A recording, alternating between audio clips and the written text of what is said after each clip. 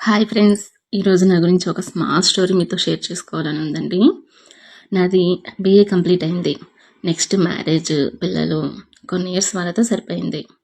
తర్వాత పిల్లలు స్కూల్కి వెళ్తారు కదండి, అప్పుడు మనకి అనిపిస్తుంది చాలా బోర్ ఫీల్ అవుతాము. ఇంత చదువుకున్నాము, ఖాళీగా ఉంటున్నాము అని అప్పటి నుంచి మనకి ఆలోచన అనేది స్టార్ట్ అవుతుందండి.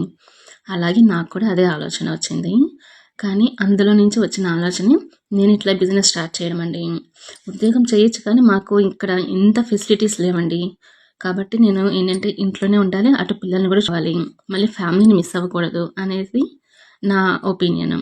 అట్లాగే నేను ఇంట్లోనే ఇట్లా బిజినెస్ స్టార్ట్ చేశానండి. 4 ఇయర్స్ నుంచి నేను బిజినెస్ స్టార్ట్ చేసి ఇంతవరకు నేను వచ్చానంటే నాకు ఫ్యామిలీ సపోర్ట్ అనేది చాలా ఉందండి. మెయిన్ మా హస్బెండ్ సపోర్ట్ అండి. ఫ్యామిలీ సపోర్ట్ ఉంటే మనం ఎంతవరకైనా వెళ్ళొచ్చు. 4 ఇయర్స్ నేను ఇట్లా సక్సెస్ఫుల్గా రన్ చేయగలిగానంటే ఫ్యామిలీ అనేది నాకు చాలా